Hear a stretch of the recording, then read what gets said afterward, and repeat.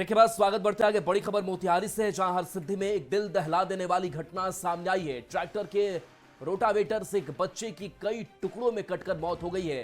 शव को छिपाने के लिए ड्राइवर ने एक बोरे में शव के टुकड़े को डालकर झाड़ी में फेंक दिया। घटना भगताहा टोला वार्ड 1-8 की है। जब बच्चा घर नहीं पहुंचा तो उसे परिजनों ने खोजबीन शुरू की। काफी खोजबीन के बाद शव को बगल की झाड़ी में देखा गया। पुलिस ने ड्राइवर को पकड़कर कड़ाई से पूछताछ की है, तब जाकर इस पूरे मामले का खुलासा हो सका है। तो देखिए, एक बड़ी घटना को अंजाम दिया गया। अवनीश हमारे साथ न्यूज 18 संवाददाता जुड़ गए हैं। अवनीश, कैसे किशोर की मौत हुई और ड्राइवर ने क्या कुछ किया? बड़ा शर्मसार करने वाला मामला सामने आया है हरसिद्धि प्रखंड में। देखिए, एक ट्रैक्टर पर बच्चा बैठा था और ट्रैक्टर से बच्चा गिर गया और रोटावेटर, जो खेत जुताई करने वाला रोटावेटर होता है, उसमें बच्चा फंस गया, जिसके कारण बच्चे की के शरीर के कई टुकड़े हो गए, बच्चे की मौत हो गई। और ड्राइवर को जब इसकी जानकारी मिली तो जल्द ही आनन फानन में बच्चे के शव के तमाम टुकड़े को इकट्ठा कर बोरे में बंद कर उसको झाड़ी में फेंक दिया। जब बच्चा घर नहीं आया तो परिजनों चिल्लाने लगे, हल्ला करने लगे, हो हल्ला करने लगे। उसके बाद परिजनों ने पुलिस को सूचना दी और पुलिस जब पहुंचा, कड़ाई से पूछताछ जब शुरू की, जांच शुरू की, तो बगल की झाड़ी में बोरे में एक बच्चे की लाश जो है वो मिली। उसका शव को पोस्टमार्टम करने के लिए मोतिहारी ले जाया गया। लेकिन ये शर्मसार करने वाली घटना है कि आखिर ड्राइवर आखिर चौकाना क्यों नहीं था। आखिर वो ड्राइवर जब बच्चे को ट्रैक्टर पर बैठाया तो वो देख रेख क्यों नहीं कर रहा था। और वैसी स्थिति में एक बच्चे की मौत जो है वो हो गई है। वार्ड 8 के कमिरन राम का पुत्र है मनु कुमार, उसकी मौत हुई है। पुलिस पूरे मामले की जांच कर रही है, ड्राइवर को हिरासत में लिया है और कड़ाई से पूछताछ कर रही है और शव को पोस्टमार्टम के लिए। जी चलिए, शुक्रिया अवनीश इस अपडेट के लिए आपका। तो बिहार में पुलिस टीम पर हमले अब थम नहीं रहे हैं। बगहा में ओवरलोड गाड़ियों की जांच करने गई परिवहन विभाग की टीम पर ही हमला हुआ है। ये रिपोर्ट देखिए।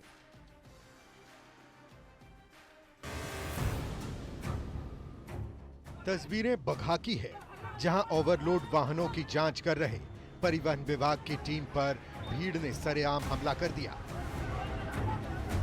नौरंगिया थाना के मदनपुर मोड़ के पास प्रवर्तन अवर निरीक्षक सत्येंद्र कुमार रजक ओवरलोड ट्रकों की जांच कर रहे थे।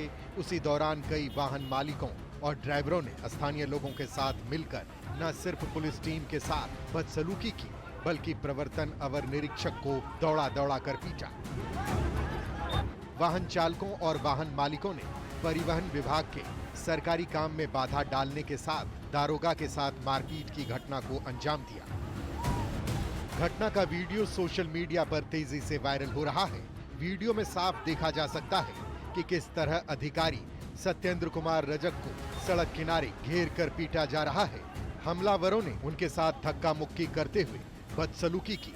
अफसर जान बचाने के लिए भागते नजर आ रहे हैं, जबकि भीड़ लगातार उन पर लात घूंसों की बौछार कर रही है। आरोपियों ने अफसर पर अवैध वसूली के साथ जांच के नाम पर मनमानी का आरोप लगाया है। हालांकि इस दावे को लेकर अभी पुष्टि नहीं हुई है। पुलिस ने इस मामले में नौरंगिया थाने में अज्ञात लोगों के खिलाफ केस दर्ज कर लिया है। बगहा एसडीओ और डीसीपी की निगरानी में जांच भी शुरू कर दी गई है। वहीं विभागीय स्तर पर भी रिपोर्ट तलब की गई है। लेकिन पुलिस टीम पर लगातार हो रहे हमले से सुरक्षा को लेकर गंभीर सवाल खड़े हो रहे हैं। एनएच पर खुलेआम अफसरों के साथ हुई मारपीट ने न सिर्फ कानून व्यवस्था पर सवाल खड़े किए हैं, बल्कि ये भी दर्शाता है कि ओवरलोडिंग माफिया किस हद तक सिस्टम को चुनौती दे रहे हैं। न्यूज 18 के लिए बगहा से मुन्ना राज की रिपोर्ट। खबर मधेपुरा से है, जहां JNKT मेडिकल कॉलेज की बड़ी लापरवाही सामने आई है। अस्पताल के लिफ्ट में 1 घंटे तक एक किशोर फंसा रहा। अस्पताल में भर्ती अपनी मां से मिलने के लिए कपिल आया था। लौटते समय 1 घंटे तक वो लिफ्ट में फंसा रहा। गुजर रहे एक व्यक्ति ने कपिल की आवाज सुनी, जिसके बाद काफी मशक्कत के बाद लिफ्ट से कपिल को निकाला गया। इस दौरान काफी देर तक अफरा तफरी का माहौल बना रहा। अच्छा, कैसे फंस गया इसमें? फंस गया, मैं गेट खोल गया, अपने लगा कुछ दूर आगे हुआ, सीधा खड़ा नहीं रहा। गर्मी लगा था अंदर में? गर्मियों में उन्होंने आ गया, मैं डर भी लग रहा था। क्या नाम है तुम्हारा? कपिल कुमार। खबर कैमूर से है, जहां न्यूज 18 की खबर का बड़ा असर हुआ है। कैमूर के रामपुर प्रखंड के उत्क्रमित मध्य विद्यालय झाली में विद्यालय अवधि के दौरान चिकन पार्टी मामले में बड़ी कार्रवाई की गई है। विभाग ने कार्रवाई करते हुए 9 शिक्षकों को तत्काल प्रभाव से निलंबित कर दिया है, जबकि 2 शिक्षकों पर निलंबित करने की अनुशंसा की गई है। साथ ही सभी शिक्षकों पर आपको बता दें कि प्रपत्र गठित कर विभागीय कार्रवाई की जाएगी और ये कार्रवाई 2 सदस्यीय जांच रिपोर्ट के आधार पर की गई। जिला शिक्षा पदाधिकारी ने मामले की जानकारी देते हुए ये बताया कि 28 मई को विद्यालय अवधि में चिकन पार्टी की गई थी। कार्रवाई में ये सारी बातें सामने आई है और अब इसे लेकर के कार्रवाई भी की जाएगी।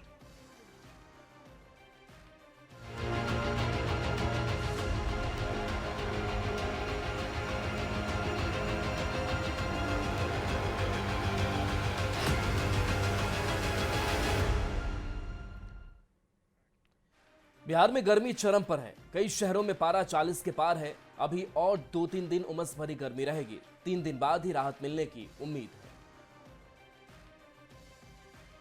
परेशानी ना है, गर्मी इतना 1 घंटा से लागल। 1 घंटा से लाइन में अभी 1 घंटा लागल।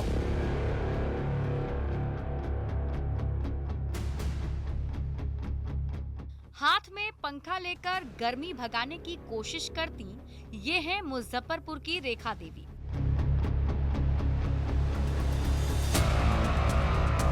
एक तो पारा 40 के पार है, ऊपर से अस्पताल की लंबी लंबी लाइन।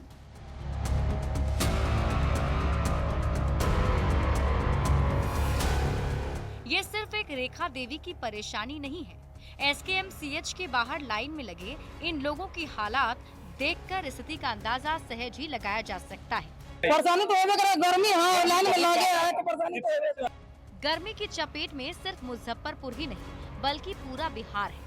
मुजफ्फरपुर की तरह सीतामढ़ी में भी तापमान 40 डिग्री से ज्यादा पहुंच चुका है, जिसकी वजह से बड़ी संख्या में लोग लू की चपेट में आ रहे हैं और सबसे ज्यादा परेशानी दैनिक मजदूरी करने वाले मजदूरों को हो रही है। बड़ी बात है कि बिहार के लोगों को अभी 2 से 3 दिनों तक गर्मी से राहत मिलने की कोई उम्मीद भी नहीं है। 2-3 दिन उमस भरी गर्मी रहेगी और 3 दिन बाद ही तापमान में हल्की गिरावट आएगी।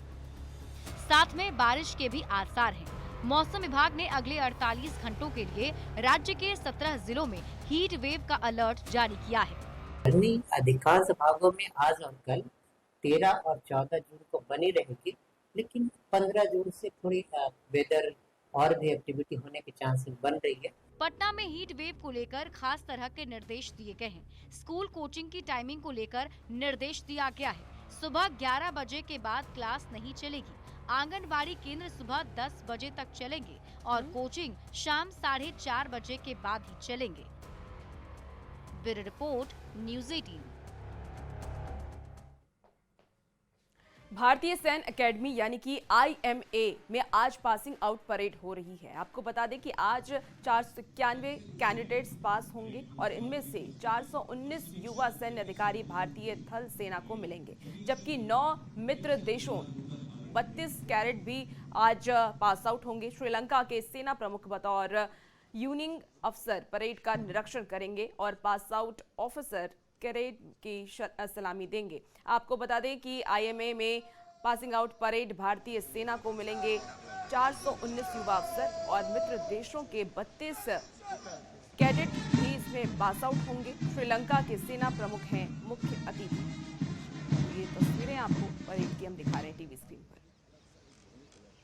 तो ये लाइव तस्वीर आप देख रहे हैं, जहां आपको बता दें कि आज का दिन बेहद ही खास है। भारतीय सैन्य एकेडमी यानी कि IMA में आज पासिंग आउट परेड हो रही है और इसमें आपको बता दें कि 451 कैडेट्स इसमें पास होंगे, जिसमें कि 419 युवा सैन्य अधिकारी भारतीय थल सेना को मिलेंगे, जबकि 9 मित्र देशों को 32 कैडेट भी आज पास आउट होंगे। और श्रीलंका के सेना प्रमुख आज मुख्य अतिथि के तौर पर यहाँ पर मौजूद हैं। आपको बता दें कि इसका निरीक्षण करेंगे और पास आउट ऑफिसर कैडेट की सलामी लेंगे। IMA में पासिंग आउट परेड भारतीय सेना को मिलेंगे 419 युवा अफसर, मित्र देशों के 32 कैडेट जो ऑफिसर हैं वो भी आज पास आउट होंगे। तो देहरादून से पासिंग आउट परेड की ये लाइव तस्वीर आपको दिखा रहे हैं। आईएमए में पासिंग आउट परेड का ये जो लाइव तस्वीर है वो आपके टीवी स्क्रीन पर इस वक्त आप देख पा रहे हैं। And the silver medal awarded to the officer cadet standing second in the overall order of merit of the passing out course.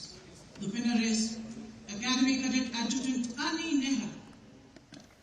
तो श्रीलंका के सेना प्रमुख आज मुख्य अतिथि के तौर पर यहाँ मौजूद हैं। देहरादून से ये पासिंग आउट परेड की आपको ये तस्वीरें दिखा रहे हैं, जहाँ आप युवाओं के जोश को भी देख सकते हैं।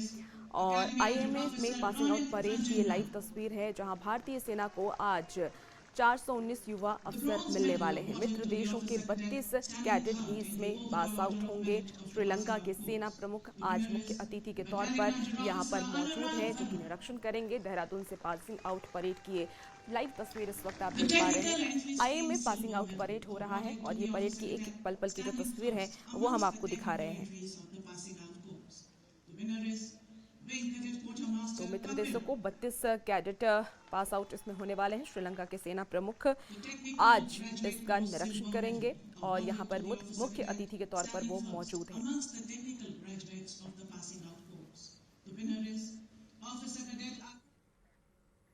और आज मुख्यमंत्री मुजफ्फरपुर आ रहे हैं। नीतीश कुमार मुजफ्फरपुर बेला औद्योगिक क्षेत्र में कॉस्मस बैग उत्पादन यूनिट का उद्घाटन करेंगे। जिला स्कूल मैदान में हेलीकॉप्टर से सीएम नीतीश उतरेंगे, फिर बेला औद्योगिक क्षेत्र जाएंगे, जहां बैग उत्पादन यूनिट का उद्घाटन करेंगे। उद्योग मंत्री नीतीश मिश्रा भी सीएम के साथ मौजूद होंगे। सीएम के आगमन को लेकर जिला प्रशासन अलर्ट है। शहर में सुरक्षा व्यवस्था बढ़ा दी गई है।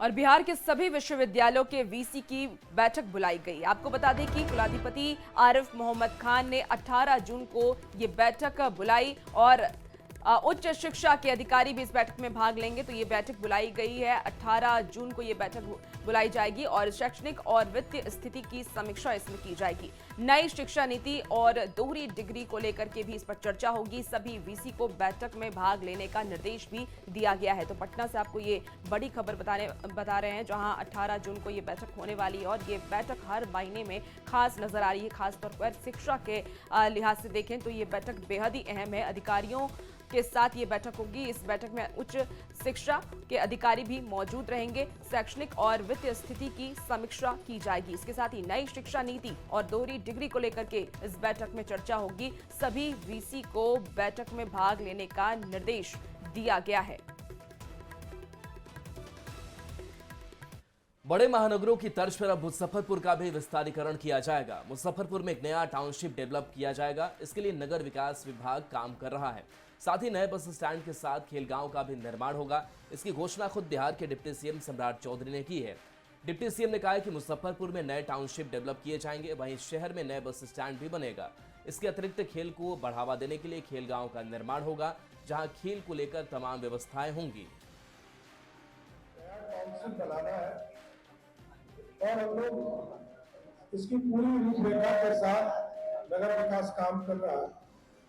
इसके साथ साथ नए बस स्टैंड का भी निर्माण करना है और साथ साथ खेल गांव के तौर पर जहां पूरे खेल से जुड़ा हुआ एक पूरा इलाका होगा, जहां पर सभी चीजों को विकसित करके एक व्यवस्था खड़ा किया जाए। बड़े महानगरों के तर्ज पर अब मुजफ्फरपुर का विस्तारीकरण होगा, यानी अब इसको एक नए टाउनशिप के रूप में भी डेवलप किया जाएगा। बिहार के उप मुख्यमंत्री सम्राट चौधरी ने इसकी घोषणा मुजफ्फरपुर से की है। उन्होंने सीधे तौर पे कहा है कि एयरपोर्ट निर्माण तो बहुत जल्द हो ही जाएगा, इस साल इसकी शुरुआत हो ही जाएगी। इसके अलावे मुजफ्फरपुर को भी अब जिस तरीके से इस पर बहुत ज्यादा लोड बढ़ रहा है, तो इसको एक अलग टाउनशिप के रूप में डेवलप किया जाएगा। इसके अलावे मुजफ्फरपुर में भी खेलगांव बनाए जाएंगे, यानी अलग अलग जगहों पर खेलगांव का निर्माण किया जाएगा, जहां पर खेल से जुड़ी तमाम व्यवस्थाएं होंगी। वह पूरा इलाका ही खेल से जुड़ी तमाम व्यवस्थाओं के लिए होगा। तो कहीं ना कहीं उप मुख्यमंत्री सम्राट चौधरी ने मुजफ्फरपुर को लेकर बड़ी घोषणाएं कर दी है। उन्होंने सीधे तौर पे कहा है कि मुजफ्फरपुर को भी अब एक नए टाउनशिप के रूप में डेवलप किया जाएगा, इसका विस्तारीकरण किया जाएगा। मुजफ्फरपुर से न्यूज़ 18 के लिए प्रियांक सोनी। विश्व प्रसिद्ध श्रावणी मेले में अब कुछ ही दिन शेष रह गया है, लेकिन अभी से ही शिव भक्त सुल्तानगंज पहुंचने लगे हैं। अजगैबीनाथ धाम गंगा घाट खतरनाक बना हुआ है। प्रशासनिक स्तर पर घाट को दुरुस्त करने की पहल अब तक शुरू नहीं की गई है। खतरनाक घाट पर ही लोग गंगा स्नान कर रहे हैं। श्रावणी मेले से पहले अगर इस घाट को दुरुस्त नहीं किया गया तो कांवरियों को खासा परेशानी का सामना करना पड़ सकता है। बता दें कि श्रावणी मेले के दौरान काफी संख्या में श्रद्धालु सुल्तानगंज पहुंचते हैं। इसी की सुरक्षा को लेकर हम लोग तैयारी कर रहे हैं कि बैरिकेडिंग जहाँ जहाँ पर है वहाँ पर कंटिन्यूअस रहे, और जैसे जैसे जल का स्तर बढ़ता है या घटता है तो उसके अनुरूप हमारी तैयारी रहे, हम लोग बैरिकेडिंग को आगे और पीछे कर सकें।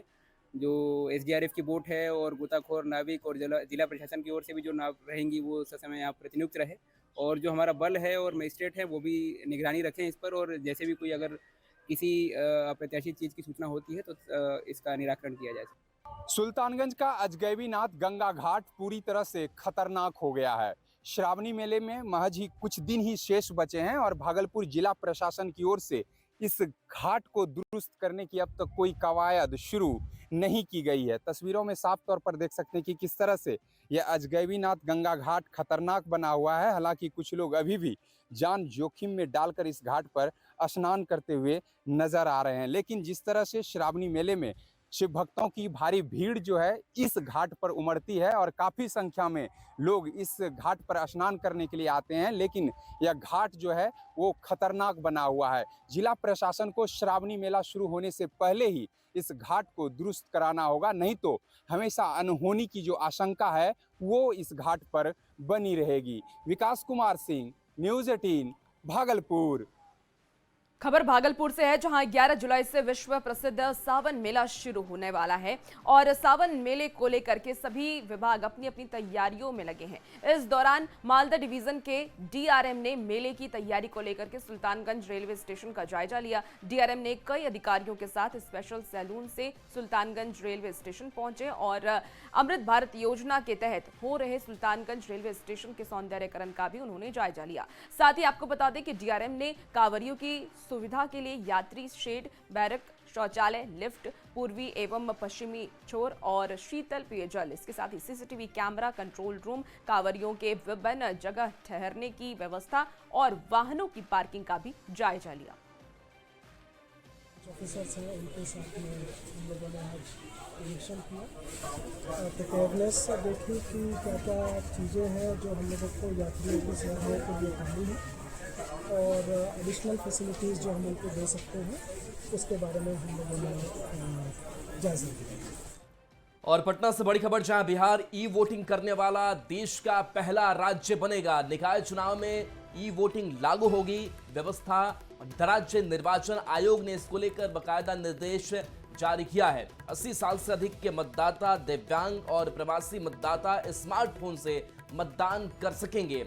मतदाताओं को 22 जून तक निबंधन कराना होगा। 28 जून को बिहार में निकाय चुनाव होना है। ई वोटिंग सुबह 7 से लेकर के 1 बजे तक ही कर सकेंगे। ई वोटिंग बूथ के कुल मतदाता के 10% लोग ही कर सकते हैं। तो देखिए, ये पहला राज्य होगा बिहार जहां ई वोटिंग की जाएगी और इसकी अब जो शुरुआत है वो भी अब निकाय चुनाव के साथ होनी शुरू हो जाएगी, जिसमें जो प्रवासी हैं, दिव्यांग हैं, इसके साथ साथ जो बुजुर्ग मतदाता हैं वो इस ई वोटिंग के जरिए वोट कर पाएंगे। तो बता दें कि स्मार्टफोन से आप मतदान कर सकेंगे, यानी कि अब नई तकनीक होगी, नया अंदाज वोटिंग का होगा। खबरों में आगे बढ़ेंगे। अब खबर आपको बता दें झारखंड से आ रही है। झारखंड के उन मजदूरों की आज हम बात करने वाले हैं जिन पर छत्तीसगढ़ में जुल्म ढाया गया। ये आरोप है उन मजदूरों का जिसने काम करवाया और मजदूरी देने के बदले गुंडों की तरह उनके साथ पिटाई की। जब मजदूर जान बचाकर भागे तो ट्रेन के नीचे आ गए और उनकी जान चली गई। क्या है ये दर्दनाक कहानी और मजदूरी के बदले मौत का ये पूरा किस्सा क्या है, इस रिपोर्ट के जरिए देखिए। फफक फफक कर रो रही पुनकी देवी की आंखों से आंसू नहीं थम रहे। इनका कलेजा हटा जा रहा है क्योंकि इनके कलेजे के टुकड़े के कई टुकड़े हो गए। ट्रेन के नीचे आने से मजदूरी करने घर से निकला बेटा मौत के सफर पर निकल पड़ा। उन दलालों की दबंगई की वजह से, जिन पर आरोप है कि 1 महीने मजदूरी तो करवाई लेकिन पैसे देने के बदले बंधक बनाकर पिटाई करने लगे। करने लगा था इन लोग रास्ते में, निकल गया भागते दौड़ते आते, एक कहाँ एक्सीडेंट हो गया, इधर से उधर पार होने खोजा। इस माँ की पीड़ा सुनकर आपका कलेजा भी कांप उठेगा और कहानी सुनकर आपके रोंगटे खड़े हो जाएंगे। धनबाद के लक्ष्मणपुर तोपचांची से 12 मजदूर छत्तीसगढ़ गए थे। इनसे 600 रुपए मजदूरी तय कर 1 महीने काम करवाया गया था, पर आरोप है कि काम होने के बाद डायनासोर कंपनी मात्र 400 रुपए ही दे रही थी। मजदूरों ने 600 के बदले 400 लेने से मना किया तो कंपनी वालों ने विरोध करने पर मजदूरों को बंधक बनाकर पीटा। छत्तीसगढ़, रायपुर, दिल्ली, राजरा में यही घटना घटा है कि 600 बोल के 400 दिलवा रहा था और सैलरी महीना पूरने पर कितना 5000 दिया गया, आधा का भी आधा नहीं दिया गया है। मजदूरों का आरोप है कि डायनासोर कंपनी ने लोकल गुंडों से पिटवाया। कई मजदूर मौका देखकर वहां से भाग निकले, लेकिन रास्ते में मौत उनका इंतजार कर रही थी। 45 किलोमीटर चलने के बाद थके मजदूर ट्रैक पर लेट गए। तभी ट्रेन से कटकर डीलू राय और कृष्णा राय की मौत हो गई और मालगाड़ी की चपेट में आने से अजय राय, विकास हेम्ब्रम जख्मी हो गए हैं। उसको भागते भागते ट्रेन की पटरी को क्रॉस कर रहे थे, ट्रेन के चपेट में। हाँ, ट्रेन के चपेट में आ गए तभी वो लोग। मजदूरों का आरोप है कि झारखंड में कोई रोजगार नहीं है, जिसके कारण पलायन करना पड़ता है। पर इस बार का पलायन ऐसा रहा कि सीधे मौत के मुंह में लेकर चला गया। झारखंड में कोई रोजगार ही नहीं है तो 2 दिन काम करते हैं, 10 दिन बैठ जाते हैं, वो कोई रोजगार नहीं है, पॉकेट मनी में ही खत्म हो जाता है। इसको घटना नहीं बोल सकते, इसको मारा गया है, हत्या किया गया है। वहाँ की सरकार से हम यही मांग करेंगे और अपना यहाँ झारखंड की सरकार से मांग करेंगे कि उसको उचित मुआवजा मिलना चाहिए। और मांग उनके साथ है और जो सरकारी प्रावधान है इनको पैसे मिलने का 1.5 लाख, इसमें 50,000 इमीडिएट देने का था, वो हम लोग दोनों चेक आज दे दिए। डायनासोर कंपनी के खिलाफ पीड़ित मजदूरों ने काफी गंभीर आरोप लगाए हैं। हेमंत सरकार से मदद की गुहार लगाई है। देखना होगा झारखंड सरकार क्या कदम उठाती है। धनबाद संवाददाता संजय गुप्ता के साथ ब्यूरो रिपोर्ट, न्यूज़ 18। खबर मोतिहारी से है, जहां रामगढ़वा थाना क्षेत्र के भैंसड़ा में एक दिव्यांग की लाठी डंडे से पीट कर हत्या कर दी गई। घटना को लेकर मृतक के परिजनों ने भैंसड़ा NH 28 को आधे घंटे तक जाम कर दिया। जाम की सूचना मिलने पर रामगढ़वा के प्रभारी थानाध्यक्ष मौके पर पहुंचे और लोगों को समझा बुझाकर शांत कराया। फिलहाल आरोपियों की गिरफ्तारी के लिए पुलिस छापेमारी कर रही है। उस बदमाश से इन लोग डर रहे हैं कि बोल रहे हैं कि लाठी से सुबह निकल मरला, हाथे मुंह के मरले वाले, मानिए ना, ठीक, प्लीज हाथे मुंह के मरले वाले, आप लोग लाठी से निकल मरले। विकास विनय इन लोगों का बेटा हो, अमित अश्वनी बाप है बेटा। अच्छा, और वो लोग बॉडी गार्ड है लोग, विकास